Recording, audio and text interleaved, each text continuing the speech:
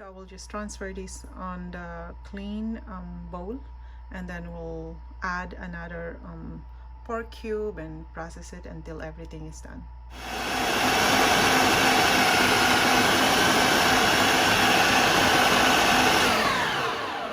Okay, I think that's our last batch. Oop, there you go. This processor is just a superhero for me. You see? It's just easy, you know, after you use this processor, you just put it in the dishwasher and voila, you know, you don't have to use so many tools to grind your meat.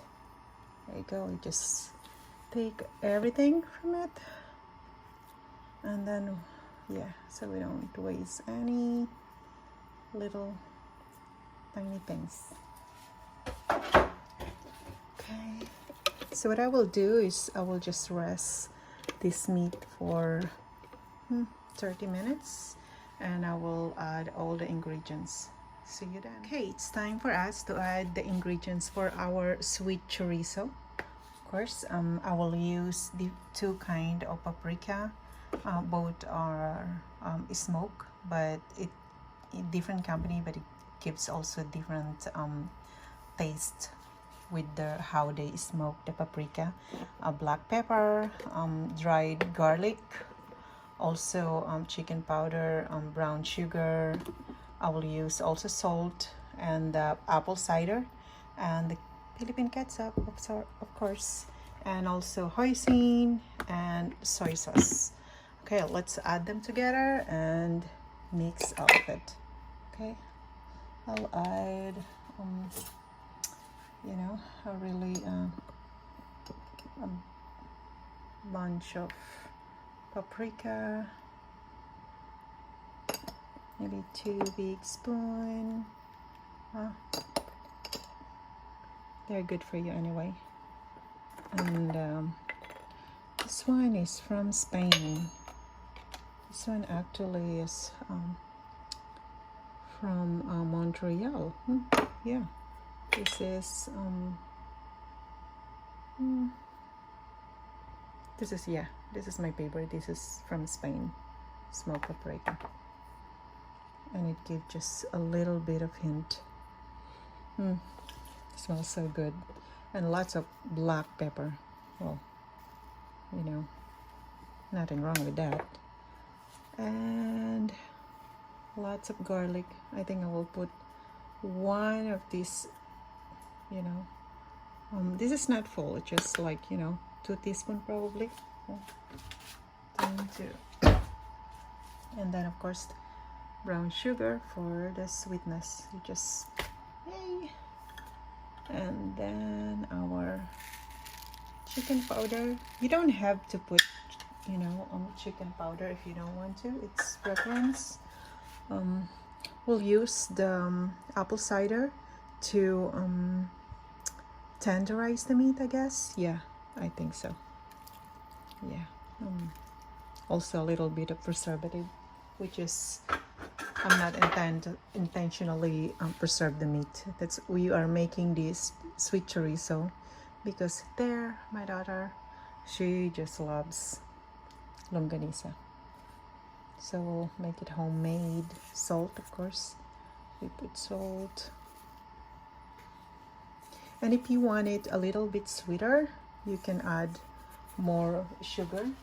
I just want it just, you know, just enough to taste a little bit of sweetness. You can also add honey, and of course you know, soy sauce, around 2 teaspoons of soy sauce, and hoisin, just for a bit hint of that really authentic taste. This is not your Filipino sausage traditionally, but you know, I think this is better than. We actually went to the Filipino store few days ago, and we got those Filipino sausage, or I mean chorizo, and they are, I was disappointed. It was just so salty, and Oh, I never want to buy it anymore. But you know, when you don't have time to cook or to prepare things, those are the easy, you know, easy things to do. But if you have time and you're there in your place, in your house, just try to make it. If you have any question, you can always leave a message. So I will just mix this together, and we're going to use just simple plastic cellophane to wrap the skinless sausage or chorizo or longanisa. Well, let's work it out now. Okay, after we mix, we will just leave it for another 2 hours in the refrigerator, and then we'll wrap it with the cellophane. Look at that color.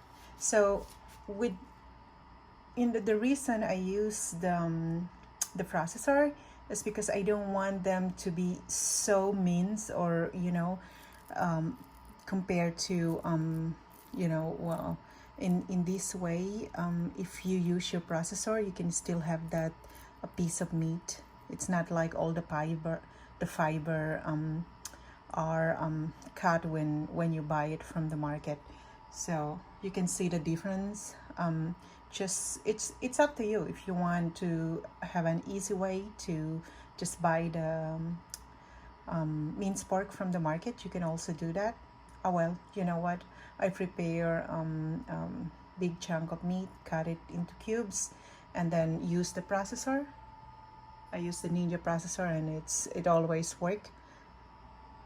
And look at this. So after 2 hours in the refrigerator, we'll wrap it up. We'll wrap it, or you know, make the chorizo rounded size and put it into the freezer. See you in 2 hours. Okay, after 2 hours, we will wrap our sweet chorizo. You can see what I mean now. If you're a Filipino, you know it. There's that fat of lamb, you know, the fat lamb that you can see in there. So we'll just use the plastic to wrap it. If you have casing, you can use casing, but for me, I will just roughly do that. Yeah.